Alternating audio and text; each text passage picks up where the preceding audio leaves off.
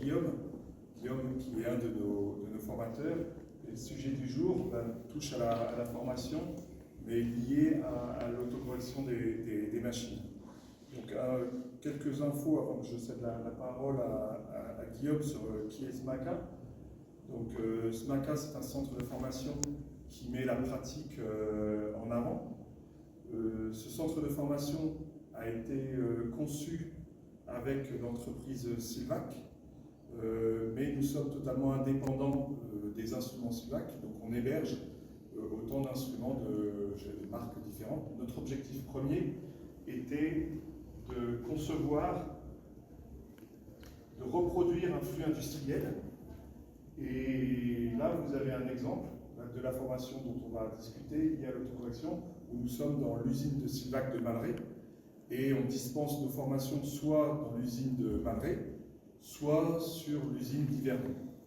Et ce que j'ai dans les mains, c'est un comparateur, et ce comparateur, maintenant c'est un comparateur SMACA, parce qu'on a reproduit l'ensemble du flux industriel, de l'usinage jusqu'au laboratoire de contrôle. Ce qui nous permet de décliner nombre de formations en lien avec les problématiques de l'industrie, que ce soit la métrologie, l'amélioration continue, la qualité, ainsi que tout ce qui est lié au management d'équipe. On dispose d'une cinquantaine de formations qui sont très courtes, qui sont très opérationnelles. SMACA, c'est une dizaine de formateurs spécialisés dans leur domaine, soit issus du monde de l'entreprise, soit des indépendants qui nous épaulent. Nous sommes certifiés du poids. Nous sommes reconnus par l'ORP sur le marché du travail, ainsi que par l'AI, ce qui fait qu'on peut faire bénéficier de nos formations des personnes qui sont en recherche de gagner en employabilité. Aujourd'hui, jeudi, encore hier, il y avait une conférence consacrée à la même thématique, mais du point de vue du logiciel. Là, on va discuter ensemble sur la thématique du point de vue du centre de formation, du point de vue humain, quelle est l'incidence de l'autocorrection vis-à-vis des métiers des régleurs, vis-à-vis des métiers des managers d'atelier. Et tout ça, ça transpire comment on forme aujourd'hui. Donc je vais céder la parole à Guillaume, qui va quelque part faire presque toute l'entièreté de cette conférence. Et merci à toi, Guillaume. Bonjour et bienvenue. Donc, je m'appelle Guillaume Frein, je suis polymécanicien de formation. J'ai fait à peu près une quinzaine d'années dans l'industrialisation, dans l'industrie médicale. Et actuellement, je travaille pour TG Mécanique, qui fait pas mal de sous-traitance et tous les systèmes de posage pour à peu près toutes les machines qui existent. Depuis une année, je forme sur l'autocorrection des machines. Et cette présentation, je vais la faire. Pourquoi est-ce qu'il faut se former à l'autocorrection? Comment se former et qui former? Pour vous expliquer pourquoi se former, donc moi je vais vous parler de mon expérience professionnelle. Et j'ai la chance aussi d'être appuyé par des interviews de personnes chez Silvac que j'ai moi-même formé. Donc, quand j'ai commencé dans l'industrie, donc j'ai commencé comme régleur sur les machines, opérateur régleur, et un cas qui arrivait, c'est un cas que vivent pas mal de régleurs, c'est je dois corriger une cote. J'ai bien sûr le plan, je sais quelle cote je dois corriger, mais je n'ai pas d'instruction sur comment la corriger. Donc, la première chose que je vais faire, c'est d'aller sur la machine, voir s'il y a une feuille de réglage ou une feuille de correction. Essayer de corriger cette cote. Si on n'a pas, certaines personnes ont aussi le calepin avec le numéro de la machine, la cote à corriger, l'aide-mémoire, comment corriger cette cote. S'il n'y a toujours pas d'information, je vais aller voir le programmeur, parce que le programmeur, c'est celui qui a programmé la pièce. Celui-là, il sait comment est utilisée la pièce. Et il pourra me renseigner, mais le programmeur, il n'est pas toujours disponible. Et s'il n'est pas là, je vais essayer de me débrouiller par moi-même, en regardant peut-être sur la machine comment est-ce qu'est usinée la pièce. C'est assez compliqué. Et en dernier recours, donc d'essayer de lire le code ISO. Si c'est du 5.1, ça devient compliqué. Un peu et pour finir, donc ça m'est arrivé plusieurs fois d'arrêter la machine parce que je ne pouvais pas corriger. Je ne savais pas comment faire, quel correcteur pour corriger cette faute. Donc ça, c'est des cas qui arrivent fréquemment en industrie. Et donc là, j'ai l'interview de Noah, qui est régleur chez Sidvac. Noah, je l'ai formé dans une toute première formation d'autocorrection. Et là, toutes les interviews sont faites environ 6 mois après la formation. Alors, avant qu'on mette en place l'autocorrection chez nous, ce qu'on faisait, c'était toujours... on stabilotait, on mettait des couleurs et on notait, on corrigeait d'abord les rayons sur les fraises. Une fois qu'on savait que les rayons des fraises étaient justes, on refaisait une pièce, cette fois pour corriger les hauteurs, pour éviter de se tromper. C'est comme ça qu'on faisait. Les fameux stabilos, je ne sais pas si vous connaissez, pour les réglages, l'élément principal du régleur. Donc ça aussi, c'est un vrai cas que j'ai repris. Pour régler, on va contrôler toutes les cotes, noter celles qui sont conformes, celles qui ne sont pas conformes, et commencer à corriger toutes les cotes en orange. La difficulté, c'est que quand on bouge les cotes en orange, ça peut influencer les cotes en vert. Donc c'est un problème qu'on refait en tant que régleur à chaque fois. À chaque série, même si on les a déjà fait, on se retape de nouveau le même problème. C'est une perte de temps assez considérable. Et pour ça, donc pour s'aider, on a tout ce qui est feuilles de réglage, ça aussi c'est un cas réel, on comprend bien. Mais ça reprend un peu tous les correcteurs, dans quel sens il faut corriger pour telle cote. Et je ne vous explique pas la mise à jour quand il y a des modifications de plan pour garder à jour toutes ces feuilles de correction. Encore un autre exemple, un peu plus moderne, je dirais, où c'est qu'on voit des trajectoires routées. Par contre, on ne voit pas à cet endroit-là le sens de correction. Ensuite, je suis passé comme programmeur, et puis en tant que programmeur, je me suis retrouvé de l'autre côté du miroir. Là, c'était les gens qui venaient vers moi pour me demander comment corriger mes machines. Donc, pour éviter qu'il y ait la file de mon bureau tous les jours, j'ai mis en place les feuilles de réglage, ces fameuses feuilles de réglage qu'il faut tenir à jour. Et c'est quelque chose qui prend beaucoup de temps. J'apportais beaucoup de soutien aux différents opérateurs et régleurs pour arriver à corriger ces pièces. En tant que programmeur, pour savoir des corrections un peu plus complexes, on utilise tout ce qui est FAO, il faut aller voir dans le logiciel, regarder comment l'outil travaille pour pouvoir corriger. Là, on voit un exemple de matrice. Alors nous, on a commencé le projet d'autocorrection en ayant des pièces à faire où on avait pas mal de réglages à faire qui nous prenaient pas mal de temps. Et puis on avait notre système qui utilisait du StabiloBoss pour regarder les tolérances, les cotes, et on regardait par rapport à nos outils qu'est-ce qu'il fallait régler, dans quel sens.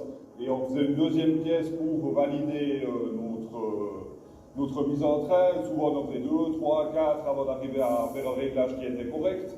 Et grâce à l'autocorrection, on arrive à faire en 2 pièces. On a une pièce qui est fausse au début, on corrige, et puis on sort la deuxième pièce juste. Et on ne s'amuse plus avec des StabiloBoss. Vous voyez qu'il était content de se débarrasser des stabilos. Ensuite, j'ai évolué en tant que chef de projet. Et chef de projet, les premiers projets que j'ai voulu mettre en place, c'était l'autocorrection. Je n'en avais pas entendu parler avant, et j'ai découvert ça presque par hasard, suite à un article, et j'ai demandé une démonstration. Ça paraissait très simple à mettre en place, toutes les cotes notées à mettre dans le logiciel, et ça corrige tout par magie. Donc j'ai choisi la pièce la plus compliquée, celle qui prenait à peu près 4 jours pour faire un réglage. J'ai choisi la pièce aussi qui était en prototype, qui avait quelques soucis de mesure. Et en fait, j'ai mis l'autocorrection sur cette pièce, sur toutes les côtes en même temps. Et c'est pas quelque chose à faire, hein, ça n'a pas du tout fonctionné. La pièce, elle se déplaçait dans l'espace comme ça. Et il n'y avait rien qui était fiable. J'arrivais jamais à me recentrer sur les côtes. Il y avait des interactions, plusieurs outils qui n'étaient pas bons. En fait, c'était pas le logiciel là, le problème. C'est juste que j'avais oublié les prérequis de base pour un projet d'autocorrection. Prérequis qui sont déjà d'avoir une mesure fiable. Si on mesure 3 dixièmes à côté, le logiciel va corriger les 3 dixièmes. Il n'y a pas de miracle. Et un processus d'usinage maîtrisé. Pareil, hein, si le processus varie tellement, ça ne sert à rien de corriger. En mettant de l'autocorrection là-dessus, ça va même le dégrader.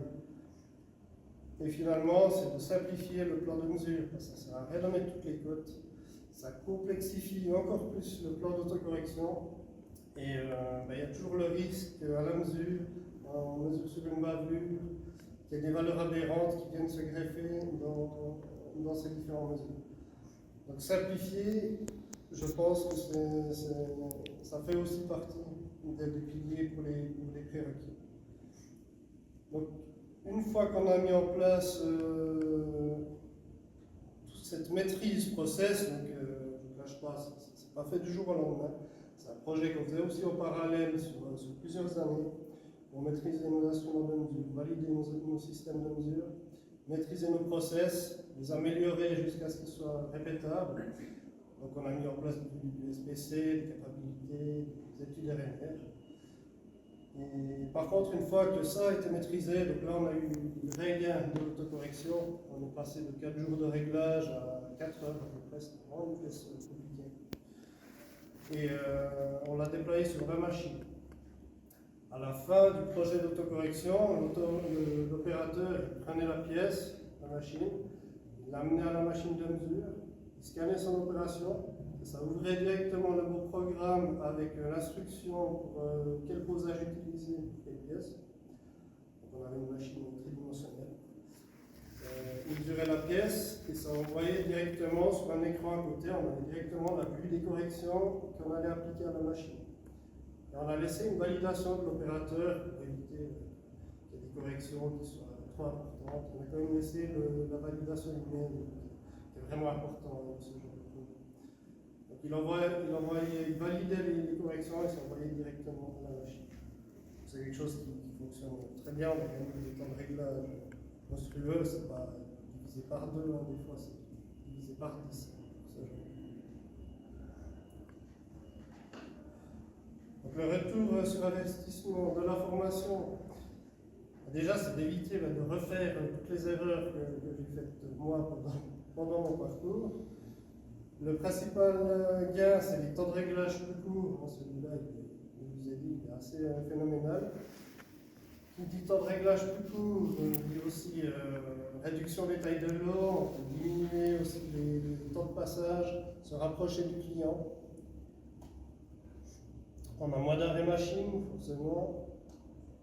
Moins de rebut de fabrication, on fait bon du premier coup, ou presque. Les réglages sont plus accessibles, donc forcément, on permet en fait aux opérateurs de travailler avec le savoir des programmeurs, parce qu'on les a capitalisés. La formation des régleurs et des opérateurs, forcément, sont plus rapides, et ça permet donc de capitaliser les réglages. Donc ce qu'on gagne, il y a plusieurs choses, il y a plusieurs façons de voir les choses. On gagne pas mal de temps, je dirais à peu près la moitié du temps, 50% du temps de mise en train, puisqu'on fait plus avec 2 pièces fausses, à la limite, ou une pièce fausse, la deuxième elle doit sortir juste par rapport à avant. Ce qu'on gagne aussi énormément comme temps, c'est que n'importe quel metteur en train peut venir faire la même mise en train, parce qu'il faut bien savoir qu'un programmeur fait son programme, qui sait où il en est, il sait quel outil il a utilisé pour faire tel ou tel code sur sa pièce, que le régleur qui vient après, qui devra faire la mise en train, n'est pas au courant. Donc grâce à l'autocorrection, il lui suffit de mesurer la pièce pour pouvoir déterminer quel correcteur il doit modifier. Qu'avant, il ne pouvait pas. Avant, il devait aller regarder sur le programme ou dans le programme ou regarder l'utilisation, comment la machine cuisiner sa pièce. Puis là, on gagne énormément de temps, les opérateurs sont obligés d'aller voir, enfin les régleurs opérateurs sont obligés d'aller voir sur l'ordinateur comment a été programmée la pièce. Que je ne vous ai pas dit, lui c'est Josian, c'est le responsable de fabrication chez Silvac, qui est aussi programmeur. Donc on voit, lui, son plus gros gars, ce n'est pas forcément les temps de réglage, mais c'est surtout les arrêts machines.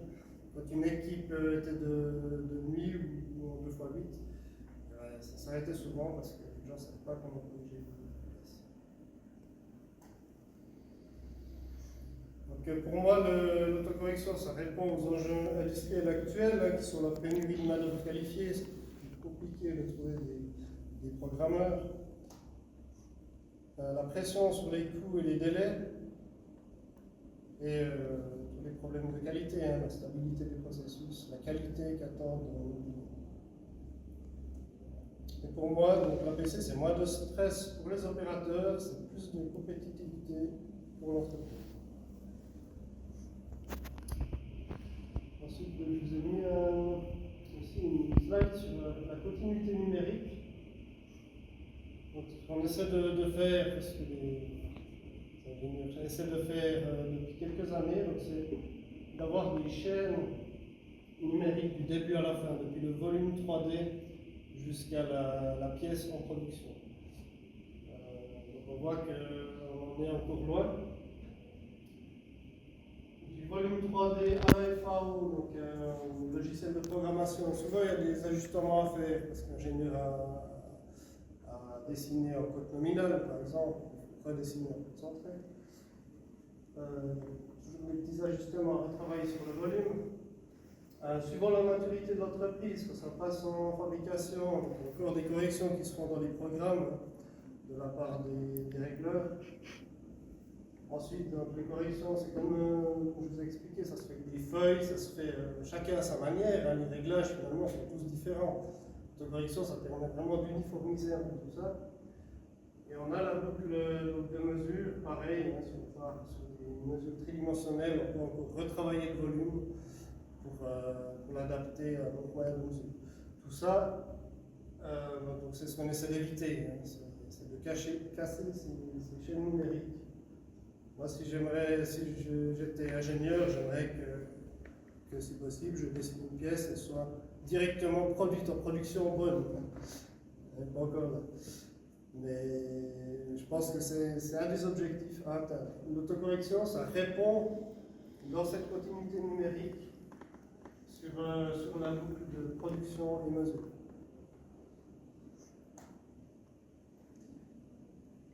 Et comment est-ce qu'on forme donc, chez SMACA? Pour mon passage, moi, de programmeur Indus à chef de projet, donc je me suis formé en Six Sigma et Lean. Et pour tout vous dire, j'avais un peu l'appréhension des bancs d'école. Je détestais aller écouter quelqu'un parler et qui lisait son cours toute la journée. Et en fait, c'est là que j'ai rencontré David et sa pédagogie, la pédagogie de chez SMACA. Et j'ai tout de suite accroché. C'est axé sur la pratique. C'est comme un jeu, mais dans la vie réelle. Et on se permet de faire des erreurs, parce que la formation, ça coûte rien. Donc ma formation, j'ai essayé de la faire au plus proche de la pratique. On l'a fait donc, sur un comparateur, sur un vrai comparateur, et sur les pièces.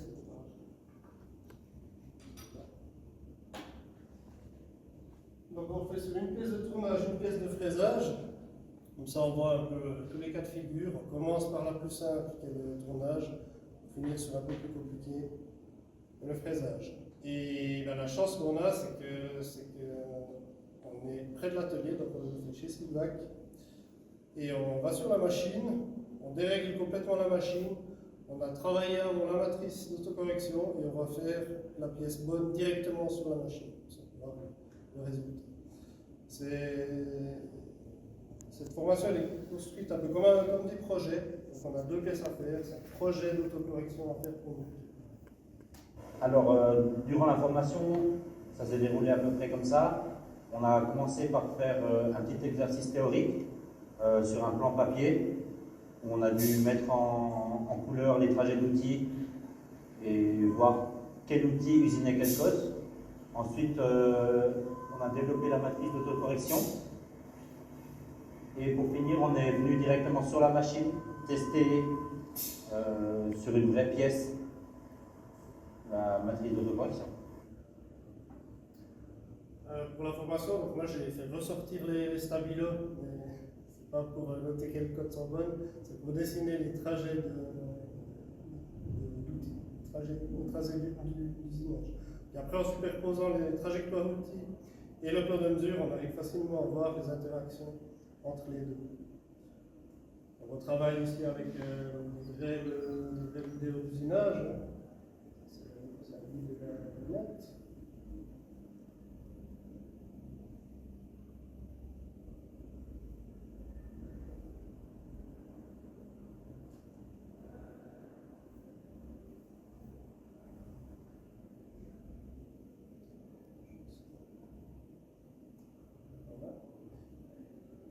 Et par contre, on ne fait pas que de la pratique. Forcément, il y a aussi de la théorie. Avec, là, vous voyez la formule pour l'autocorrection. Hein, ce n'est pas une formule qui est nouvelle. Ça date à la base, c'est basé sur la droite des moindres carrés de Gauss, donc c'est les années 1800. Alors, cette question, c'est pourquoi c'est arrivé si tard en mécanique, en industrie. Donc on passe en revue aussi des formules, on fait des statistiques, les bases statistiques, sur la normale, on fait tout ce qui est nécessaire au prérequis. Et finalement, ce n'est pas la formule qui est importante, hein, ce que je veux que les apprenants repartent, c'est qu'ils aient compris la matrice, comment ça fonctionne, et qu'ils puissent choisir le logiciel déjà parce qu'ils ont compris comment ça fonctionne. Ils sont plus dépendants d'un logiciel quelconque. Et pour ça, donc, moi j'utilise un tableur Excel pour rentrer les mesures. Et on a développé un petit logiciel sur Python qui fait exactement ce que fait le logiciel d'autocorrection. Avec les différents liens, et ça nous fait des calculs. Tout ça, on s'affranchit de solutions logicielles. Et finalement, les gens ont tout ce qu'il faut pour pouvoir choisir parmi. Alors, le point que j'ai vraiment apprécié durant cette formation, c'est d'avoir pu mettre en œuvre et en place directement la matrice de correction sur la machine. Ouais, ça c'est quelque chose qui fonctionne bien, hein. On voit directement le travail appliqué. Je ne sais pas si je vous ai dit, c'est une formation qui dure 2 jours. Le premier jour on fait sur la pièce de tournage et le deuxième jour sur la pièce de fraisage, et c'est la pièce de fraisage qu'on va tester sur la machine. Pour ça, on a aussi notre chariot de mesure avec tous les instruments qui sont connectés. On voit le plan de la pièce, la matrice. Et ça, c'est quelque chose qu'on amène en atelier avec notre matrice et qu'on peut directement appliquer sur la machine.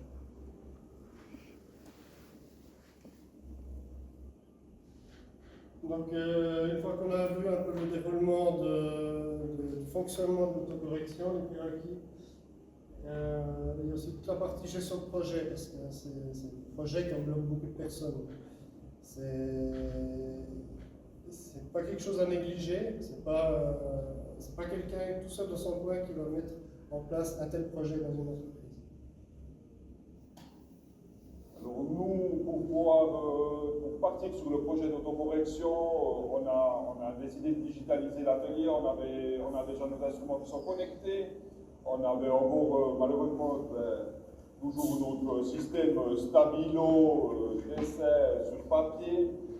On a décidé de changer ça, d'avoir un suivi des datas de nos pièces, où c'est qu'on allait. On a fait de la formation de nos employés pour pouvoir augmenter leurs compétences, on a augmenté les compétences des opérateurs, des polymécaniciens également, pour réussir à avoir quelque chose de pérenne pour pouvoir continuer. Donc lui, c'est comme ça qu'il l'a mis en place. Hein. SPC, instrument connecté, donc c'était ses besoins à lui. Après, en formation, c'est vraiment encore plus complet. Chacun de nouveau choisit selon ses besoins. Donc un projet d'autocorrection, comme j'ai dit, il y a plusieurs personnes qui gravitent autour d'un tel projet. Les opérateurs à prendre avec, les régleurs, industrialisation, programmeurs, la direction industrielle, bien sûr. C'est sûr que si on n'est pas soutenu par la direction, c'est compliqué. Les différents responsables qui doivent comprendre comment ça fonctionne. L'IT, on a souvent tendance à oublier, mais c'est une partie super importante, parce que si on héberge toutes les valeurs d'autocorrection, les corrections automatiques des machines sur un cloud, au niveau de la sécurité, c'est des questions à se poser. Les agents de processus, les techniciens de mesure, ingénieur qualité, donc c'est vraiment le lien entre tout ce qui est fabrication et mesure dans un tel projet. Responsabilité.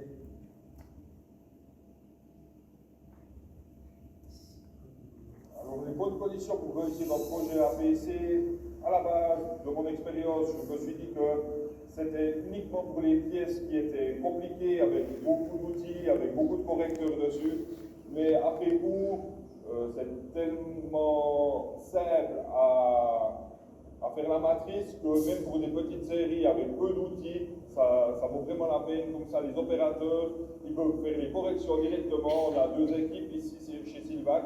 On a une équipe qui travaille le soir avec deux opérateurs. Ils peuvent faire les réglages tout seuls sans qu'ils doivent m'appeler ou appeler un autre mécanicien pour venir faire les réglages.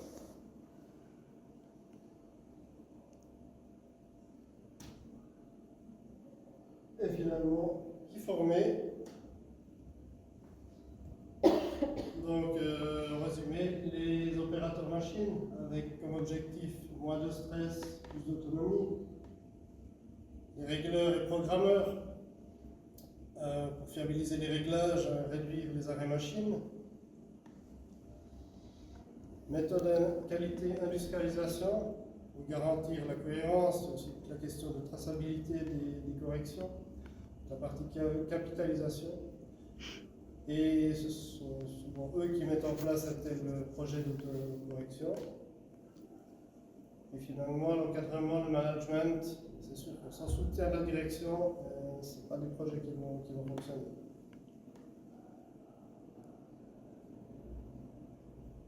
Je vous remercie de votre attention.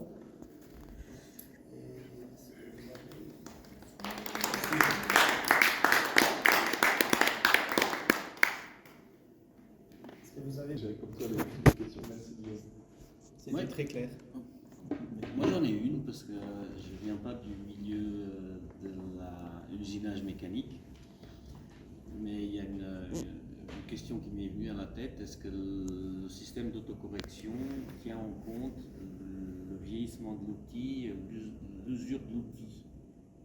Parce que je pense que quand vous allez usiner une pièce pour la première fois dans la machine, vous ne changez pas, vous ne mettez pas des fraises ou des outils neufs à chaque fois. Est-ce que le système prend en compte le vieillissement de l'outil en fonction aussi de la matière usinée? Alors c'est basé sur la mesure de la pièce. Donc à un instant T, si l'outil est usé, ça va se recentrer. Okay. Par contre, si on veut laisser, c'est un des problèmes qu'on a eu, effectivement, à l'autocorrection, si on veut laisser une série tourner toute la nuit et qu'on sait qu'on a de l'usure, et bien là, il faudrait se décentrer. Parce qu'il faudrait un peu dérégler. Ça, actuellement, je ne connais pas de logiciel qui permet de faire ça. Donc vous vous basez sur un historique exactement. bien Mais oui. enregistré dans une Ça, base à de mon données avis, ou, et puis à mon avis, ce sera l'avenir. Ouais. De prendre en compte l'historique des mesures. Après, c'est toujours délicat parce que tu as des valeurs aberrantes ou des sauts entre différentes mesures ou des réglages. C'est que là, on a des valeurs qui ne veulent rien dire. Puis les alliages aussi qui peuvent varier ne sont pas constantes aussi en termes de qualité. Pas évident. Non, non, mais après, l'avenir de l'autocorrection, ce sera super intéressant. C'était pas la simulation que je voulais faire, mais ça traduit le cas. C'est que vous partez d'une matrice, d'une ébauche. Donc déjà, l'ébauche elle-même n'est pas parfaite. Donc déjà, le premier élément, c'est peut-être la mesure en amont de la matière première. Donc de nouveau, vous n'avez pas obligatoirement toujours les ingénieurs des sciences des matériaux qui vous accompagnent derrière la machine. Donc le régleur et l'opérateur aujourd'hui, il est soumis à énormément de stress. Donc c'est pour ça, par rapport à votre question, la continuité numérique parfaite, on en est encore très très loin. Donc c'est vrai que derrière ces mots d'autocorrection, on a l'impression qu'on va déshumaniser le poste du régleur opérateur, alors que c'est pas du tout ça. C'est que lui, il aura toujours ce bon sens parce que le système n'apprend pas énormément des données. Donc ça veut dire que l'usure de l'outil, il va falloir encore qu'il y ait un contrôle visuel, qu'il y ait d'autres choses. Donc il y a encore énormément de choses. Par contre, l'objectif premier, c'est de libérer du temps pour faire ça à l'opérateur, en fait, parce que tout ce temps-là, il n'avait pas. Donc son métier évolue, et c'est le cœur de SMACA, en fait. Le cœur de SMACA, c'est vraiment d'une usine-école, où Guillaume, j'espère, l'a très bien illustré, c'est qu'il y a bien sûr de la théorie, mais il y a de la pratique. Et on sait que dans ces métiers-là, beaucoup ont des CFC, les mécaniciens, ils arrivent sur le lieu de travail, et là ils se retrouvent dans une entreprise, dans un tissu industriel, et finalement il y a toujours des biais entre ce qu'ils ont appris et ce qu'ils vont vivre réellement. Donc nous, notre passerelle, elle est d'une simplicité incroyable, c'est qu'il fallait créer un flux industriel qui représente le tournage, le fraisage, qui représente les impacts de la métrologie, et après mettre... La formation, c'est une gestion de projet, comme l'a dit Guillaume. Mettre l'humain au centre de sa propre réflexion. Vous avez dit à un moment donné pendant la présentation que quand l'opérateur faisait les réglages avec le stabilo, etc., qu'il y a une cote, si on la modifie, ça pourrait faire modifier une autre éventuellement, etc. Le système d'autocorrection, il permet justement de parer à l'interaction entre les cotes, en fait. Exactement. Ouais, c'est ça sa force. Ah, d'accord. Là, on imagine une pièce complexe, un régleur il n'arrivera jamais à corriger toutes les cotes en même temps, c'est impossible. L'autocorrection, oui, parce que c'est une super calculatrice, ça prend en compte toutes les interactions et ça va essayer de se recentrer, donc s'il y a des conflits entre différentes cotes, ça va essayer de se recentrer au mieux. Donc ça veut dire qu'il y a un algorithme Oui.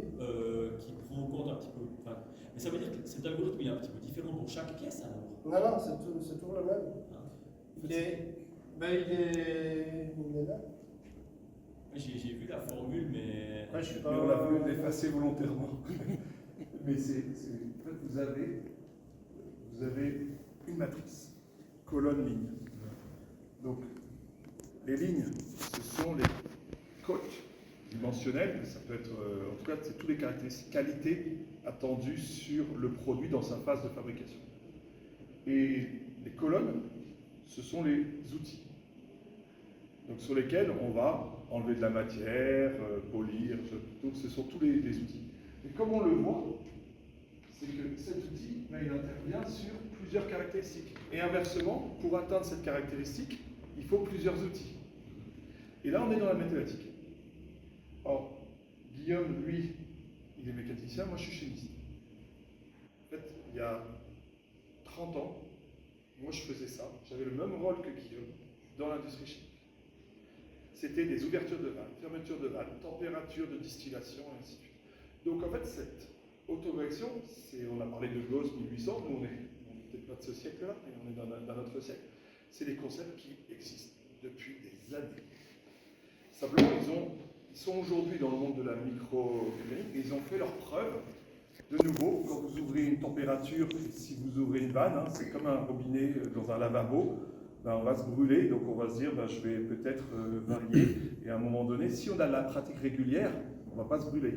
Mais par contre, si on ne l'a pas faite depuis longtemps, on va se dire c'est quoi mes réglages? Donc on va mettre du temps et on va consommer de l'eau, on va consommer de la matière. Et aujourd'hui, alors c'est pour ça que nous, on ne souhaite pas quelque part vendre du logiciel, mais par contre, on peut intervenir en amont. On peut accompagner l'intégration d'un logiciel tiers, parce que finalement, on n'est pas là pour faire un cours de maths, on est là pour montrer que chacun doit quand même comprendre. Et le travail, votre question est vraiment d'une grande pertinence, parce que dans 2 jours, pour se dire, mais on pourrait faire ça la formation en 1 journée. Et en fait, cette matrice-là, c'est quelque part une formation de confiance. Gagner de la confiance en se disant, je peux m'appuyer sur de la donnée. Alors aujourd'hui, on parle beaucoup d'IA, mais en fait, ça reste de l'analyse de données. Donc, avec cette difficulté que vous avez amenée dans votre question, par rapport aux utiliser, c'est l'historique. C'est là où, en fait, s'il n'y a pas d'historique des données, bah, la première historique, c'est la première pièce. Et il faut être conscient que la première pièce sera mauvaise. Et c'est pour ça qu'on utilise beaucoup le stabilo, qui est le classique de encore beaucoup de nombres d'ateliers. C'est que quand on voit que la feuille est stabilotée de X couleurs, on se dit, bah, disons, c'est compliqué là. Et donc on est vraiment dans sa simplification, avec cet enjeu qu'il manque de la main-d'œuvre qualifiée. Donc ces outils peuvent amener à certaines personnes ce type de fonction très tôt. On a une personne qui n'a pas voulu témoigner de peur, mais c'est une personne qui était chez Silvac et qui a été embauchée initialement pour décharger les machines. Mais elle a révélé tellement de qualité que cette personne, aujourd'hui, elle occupe le rôle de Noah en l'espace de 1 an. Bien sûr, il n'y a pas que cette formation, hein. Il y a un accompagnement managérial, il y a plein de choses. Mais quand vous l'écoutez, quand vous la voyez, c'est la personne qui traduit tout l'esprit de SMACA. C'est au travers d'une école de faire grandir des personnes qui se révèlent parce qu'elle a pris goût à ça. Elle était bien en deçà des autres dans la même formation. Donc, je ne vous cache pas qu'au plus en minute de formation, elle ne lève pas la tête. Mais quand on fait les travaux par petits groupes, c'est les personnes c'est la dame que vous voyez sur une des photos de dos, c'est la dame qui a fait le premier réglage, c'est elle dans sa formation, c'est elle qui est pianotée. Et d'où tout ce transfert de compétences. Nous ne sommes pas des vendeurs de logiciels, vous avez compris. En fait, nous, on développe des compétences, et d'où on peut s'intégrer. Vous savez que ce modèle-là, moi dans la chimie, on l'avait mis directement sur nos machines, on n'avait pas de logiciel. Donc le monde de demain, on essaye de le préparer, parce que qui supporte ce type de calcul, ça peut être un logiciel tiers, ça peut être la machine-outil, on est bien servi autour de nous, ça peut être connecté aux instruments de mesure. En fait, il faut que ça interagisse. Et c'est là que SMACA se positionne, en se disant, en fait, vous nous expliquez votre organisation industrielle, mais si vous identifiez qu'il faut former la direction industrielle, nous sommes là. S'il faut former les opérateurs, nous sommes là. Parce que ce n'est pas obligatoirement les mêmes diapos sur lesquels on va travailler, mais par contre, sur les enjeux, ça passera dans toutes nos formations. Donc, c'est pas de la magie, je crois que c'est le terme que tu as employé. C'est de la mathématique, mais ô combien, et c'est le lien avec Silvac, qui a fondé aussi SMACA, c'est que la métrologie est au cœur de ça. Sans bonne mesure, il n'y a pas d'analyse. Sans bonne analyse, il n'y a pas de bonne décision. Donc FAO, CAO, quelque part, c'est maîtrisé. Aujourd'hui, c'est plutôt la mesure. Si la mesure est longue, le régleur, il va faire soi-même sa correction sur d'autres décisions. Donc il y a toute cette problématique que si la mesure prend du temps, en fait, ce système-là, il est asservi par le temps le plus long. C'est pour ça que c'est une vraie gestion de projet. Et quand Guillaume, il est sollicité aussi sur les diagnostics, sommes-nous prêts à mettre en place de la PC? Vous savez que si nous étions vendeurs commercial, on dirait bien sûr, parce que on va vivre de... Donc nous, on peut se permettre de dire, mais vous n'avez pas la maturité industrielle, vous n'êtes pas encore prêt, ou alors vous êtes totalement prêt pour ce type de... C'est faut mieux, parce que les investissements sont très très lourds. Donc c'est voilà le rôle de SMACA, on reste un centre de formation, on n'est pas des consultants, mais quelque part on essaye de faire en sorte de ne pas connaître les erreurs du passé. De laisser ça dans le monde de l'ingénieur, c'est totalement pas le cas, ou alors d'aller trop vite vers l'opérateur, mais il lui manque certains éléments, il manque des prérequis. Moi j'ai une question plutôt par rapport à l'approche. Parce que vous aviez dit que l'opérateur doit quand même valider les correcteurs ou les nouveaux correcteurs proposés. Est-ce que c'est pour l'impliquer finalement dans le décisionnel ou autre? Parce que finalement on pourrait faire une moyenne coulissante, puis on voit qu'il y a une dérive, et puis une grosse lumière rouge et dit attention à ton usure, cata, d'ici 3 pièces, c'est KO. Voilà, j'aimerais. Bien sûr. On avait décidé ça pour des questions de sécurité. Et puis puis aussi qu'ils comprennent comment ça fonctionne, parce qu'ils ne voient plus rien des corrections. Il est totalement coupé de... Voilà, exact.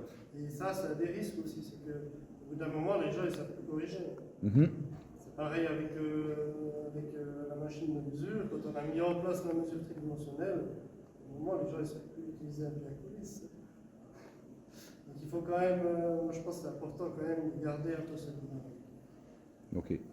Parce que vous n'aurez pas non plus aussi l'atelier totalement en autocorrection. Donc il faut faire de la gymnastique, il faut continuer à s'entraîner.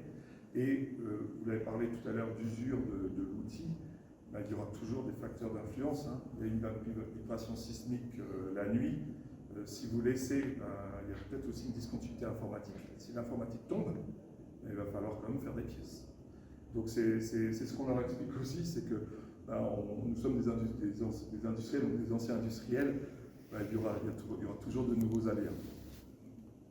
Après, moi, je pense que ça dépend aussi pas mal de la pièce à mettre dans la boucle. Parce qu'une pièce qui part de la bavure, déjà, on ne prévoit pas la bavure, mais si ça vient mesurer sur une bavure, et même si sa moyenne, ça fait des gros dégâts. Donc il faut mettre des sécurités, des filtres avec les valeurs aberrantes, la loi normale. Après, on rajoute des couches statistiques, et puis ça devient un projet beaucoup plus lourd. Merci. Cette méthodologie, alors elle est bien appliquée, enfin elle commence, ou bien c'est de plus en plus appliqué par les entreprises, on est où? Alors, comme je l'ai dit, elle est soutenue. Il y avait une conférence hier de la société Elistat, en partenariat avec l'entreprise Petit Pierre, hein, qui fabrique des instruments de mesure. Aujourd'hui, c'est comme beaucoup d'aires industrielles, c'est vraiment soutenu par les solutions logicielles. Donc c'est beaucoup appliqué. Par contre, il faut que ça corresponde aux enjeux. Il faut comment faire des pièces.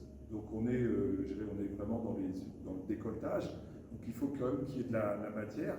Et aujourd'hui, ça prend un coup d'accélérateur avec le manque de main-d'œuvre qualifiée, le turnover. Donc à un moment donné, et aussi l'essor de la métrologie. C'est-à-dire que tous les progrès qui sont faits à droite, à gauche contribuent. Alors moi, je vous parlais de la chimie. Parce que en fait, la chimie comme la pharma a aussi eu cette ère de développement industriel. Et cette notion, on ne parlait pas d'APC, hein, ça c'est un terme, on parlait de conduite avancée de procédés. C'est parce qu'il y avait une certaine maturité industrielle qui faisait qu'on était prêt à ce moment-là. Au lieu de mesurer avec un pied à coulisse, on mesurait des volumes, on mesurait des concentrations chimiques. Donc la métrologie était déjà suffisamment certaine pour pouvoir passer à ça. Mais ça reste, vous avez vu cette équation, on appelle ça des matrices. Le -1, c'est pour dire qu'on fait une inversion de matrice. Concrètement, sur un PC, ça marche. Mais nous, quand on le mettait en haut d'un réacteur, notre programmeur nous disait, mais l'inversion de matrice, j'ai pas la fonction. On en était là. Donc il dit, mais ça, je ne peux pas le programmer. Et c'était souvent ça qui faisait que ça se ralentissait, c'est que l'informatique industrielle n'était pas encore capable d'instrumenter. Et aujourd'hui, on avait à l'époque, c'était les temps de réponse. Parce qu'en fait, il faut qu'il y ait des temps de réponse très courts. Donc un long discours pour répondre à votre question, c'est que nous sommes prêts aujourd'hui dans nombre d'industries. Par contre, la question que je me pose toujours, et c'est celle que j'ai voulu introduire, c'est qui va piloter la PC? Parce qu'en fait, aujourd'hui, est-ce que c'est le logiciel de FAO? Est-ce que c'est le SAO? Est-ce que c'est le fournisseur de machines? Est-ce que ça coûte hein, tout ça? Donc c'est toute la réflexion d'héberger, parce que cette matrice-là n'est pas si compliquée que ça à mettre en œuvre. Donc, et aujourd'hui, c'est toute la construction, la R&D, hein, ça démarre de très très loin. Hein. Donc c'est des problématiques qu'il faut réfléchir dès le développement du produit.